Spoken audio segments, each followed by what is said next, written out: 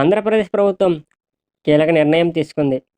రాష్ట్రంలో పేదలకు జనవరి 3న ప్రభుత్వం 1,00,000 ఇళ్లకు గృహప్రవేశాలకు సిద్ధమైంది. ఈ మేరకు ముహూర్తం ఫిక్స్ చేశారు. ఆ రోజు ముఖ్యమంత్రి చంద్రబాబు స్వయంగా ఈ కార్యక్రమంలో పాల్గొంటారు. ఏ జిల్లాలో పర్యటిస్తారనేది త్వరలోనే క్లారిటీ ఇవ్వనున్నారు. చంద్రబాబు లబ్ధిదారులకు ఇంటి తాళాలు అందించి వారితో మాట్లాడతారు. రాష్ట్ర వ్యాప్తంగా మంత్రులు, ఎమ్మెల్యేలు, ఎంపీలు, ఎమ్మెల్సీలు, ఇతర ప్రజాప్రతినిధులు ఈ కార్యక్రమంలో పాల్గొంటారు. రాష్ట్ర వ్యాప్తంగా ప్రభుత్వం ఇళ్ల నిర్మాణాన్ని వేగంగా పూర్తి చేసేందుకు మన ఇల్లు మన గౌరవం పేరుతో లబ్ధిదారుల్లో అవగాహన కల్పిస్తూ ప్రత్యేకంగా కార్యక్రమాలు నిర్వహిస్తోంది. ఆంధ్రప్రదేశ్ కూటమి ప్రభుత్వం అధికారం చేపట్టిన తర్వాత ఇప్పటి వరకు 1,00,000 గృహ నిర్మాణాలను పూర్తి చేసింది. అలాగే రాష్ట్ర వ్యాప్తంగా వివిధ దశల్లో ఉన్న 6.40 లక్షల ఇళ్ల నిర్మాణాలకు కూడా ప్రభుత్వం ఇటీవలే అనుమతించిన సంగతి తెలిసిందే.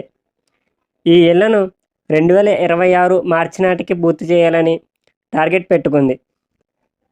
ప్రధానమంత్రి ఆవాస్ యోజన ఎన్టీఆర్ గృహ నిర్మాణ పథకం కింద ఇళ్ల నిర్మాణాన్ని చేపట్టింది. ఏపీ ప్రభుత్వం కీలక నిర్ణయం తీసుకుంది.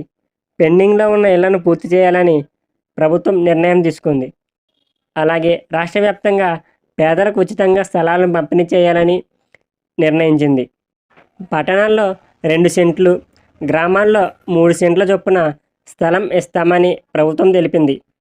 అలాగే పట్టణాల్లో పేదల ఇళ్ల నిర్మాణానికి సంబంధించి అనుమతులను కూడా సులభతరం చేసింది. వచ్చే 5 ఏళ్లలో ప్రభుత్వం 25 లక్షల ఇళ్ల పట్టాలు అందించాలని లక్ష్యంగా పెట్టుకుంది. ఈ మేరకు ఈ ఇళ్ల నిర్మాణాన్ని ప్రధానమంత్రి ఆవాస్ యోజన ఎన్టీఆర్ నగర పథకం కింద చేపట్టాలని నిర్ణయించింది. అలాగే ఎస్టీ, ఎస్సీ చేనేతలకు కూడా ప్రభుత్వం అదనంగా సాయం చేయాలని నిర్ణయించింది.